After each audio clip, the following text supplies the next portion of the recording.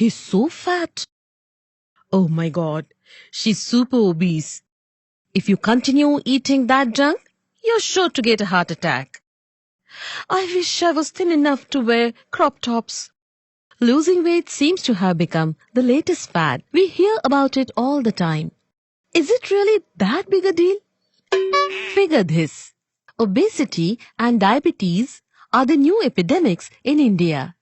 And we are on the verge of becoming the global diabetes capital. 28 lakh people die in the world every year due to obesity or related diseases. Obesity is responsible for 44% of cases of diabetes, 23% heart attacks, 7 to 41% of specific cancers. And these figures are only the tip of the iceberg. Obesity also puts you at the risk of various diseases, such as high blood pressure, brain hemorrhage, diabetes, raised levels of fats in blood, cataract, liver diseases, disease of gallbladder, arthritis, difficulty in breathing, some cancers, and menstrual irregularities. But let's back up for a moment. How do I know whether I'm obese or just fine? Is there a litmus test? Or a machine that will give me the answer? Not really. But here's a simple formula you could use. Divide your weight in kilograms with the square of your height in meters. The resultant number is your body mass index or BMI. If your BMI is between 18.50 and 24.99, you're fine. If it is between 25 and 29.99, you are pre-obese. BMI between 30 and 34.99 means you are grade 1 obese. Grade 2, if you lie between 35 and 39.99. And if it is 40 or more, you are grade 3 obese. And there is another simple measure called Broca's index, which gives you the approximate upper limit for your maximum weight. To calculate this index, subtract 100 from your height in centimeters. Anything more than this figure points to obesity. But why are some people obese?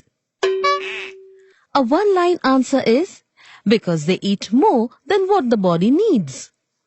Excess eating creates a positive energy balance in our body in the form of calories, which are then stored as fats. Some keep fasting intermittently, while others eat only fruits at night. Some follow the American company diet, where you eat only fruits on Monday, vegetables on Tuesday, a mixture of fruits and vegetables the next day. Thursday, banana and milk. Friday, dal and tomatoes. Saturday, dal, vegetables. And finally on Sunday, you eat rice, vegetables, fruit juice. While a substantial amount of weight is lost, the moment you get off the diet, you put it all back on. Other popular diets include eating every 3-4 hours or various kinds of pathies and medicines.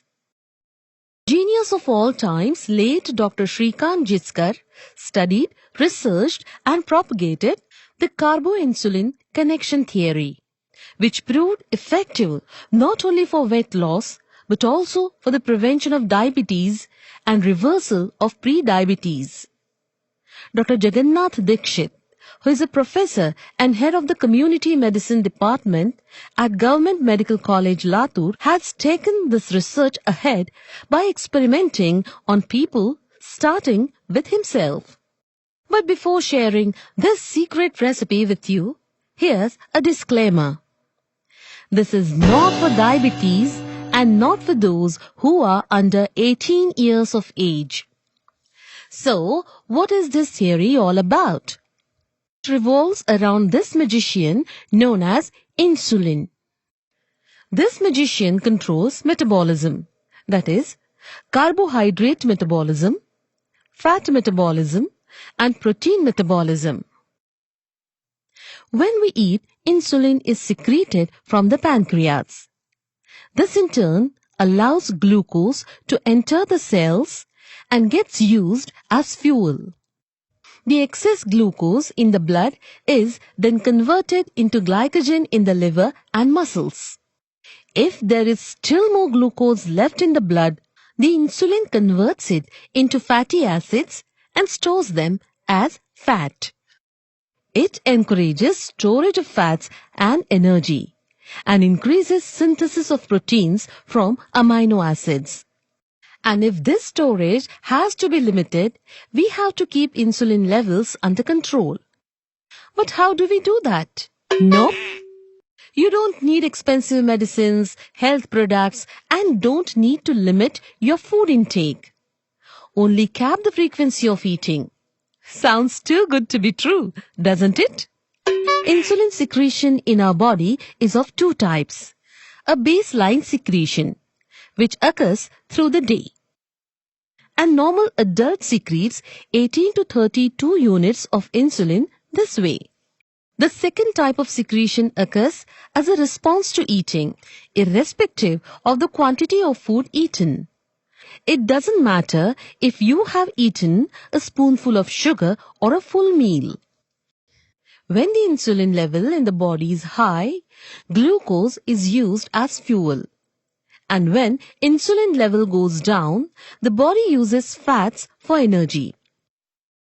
Another peculiarity of insulin secretion is that, once secreted, it won't be secreted again for about an hour.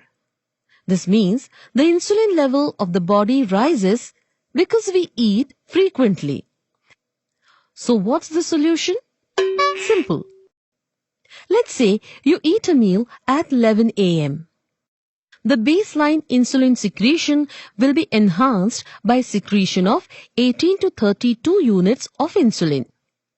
It will peak by 11:55 a.m. and then start to decline. Make sure no more of this secretion takes place till your next meal. Next meal, 8 p.m. Peak at 8:55 p.m. and then slow decline. And the one after that at 11 a.m. the next day. This means 11 a.m. to 11:55 a.m. and 8 p.m. to 8:55 p.m. are the two windows when you can eat as much as you want. This way, you don't enhance baseline secretions more than twice a day. But the real test is to refrain from eating anything between the two meals. But what about the in-between hunger? When we have our shots of chai, feel like eating fruits or biscuits, etc. What does one do then? The answer is nothing. You don't eat anything. At best, you can have buttermilk with salt, a tomato, or black tea, green tea without sugar. Substitutes such as sugar-free are also not allowed. Remember, hunger is psychological. An ideal diet consists of 65% carbohydrates, that is chapati, rice, etc., 25% fats, that is oil, ghee, etc., and 10% proteins, that is pulses, eggs and meat. More the proteins, faster you will lose weight. You must also tackle the obesity that arises because of sedentary lifestyles. Exercising for 45 minutes, 5 days a week is must. This exercise must concern the heart and lungs, muscle mass and flexibility, and typically a 4.5 kilometer brisk walk for 45 minutes is ideal. Of the various popular weight loss regimes, this is the only one that will help to get rid of that tummy first, that is your central obesity. Recent results show out of 446 participants, 428 tried this regime for 6 months, and the average weight loss was 1.5 kg in the first month, 4.2 kg in 3 months, and 6.8 kg in 6 months.